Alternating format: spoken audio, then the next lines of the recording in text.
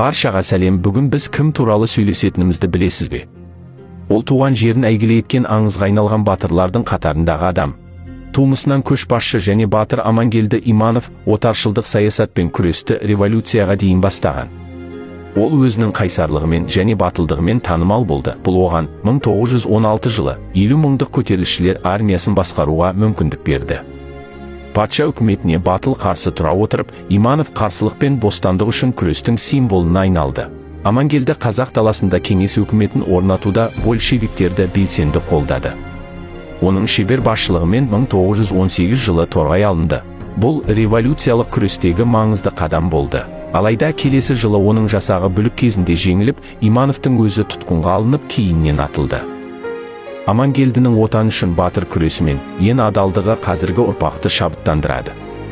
Оның өмірі мен ерліктері халықтың жүрегі мен жадында қалып, батылдықтың, төзімділіктің және туған жерге деген сүйіспеншіліктің үлгісі болып табылады.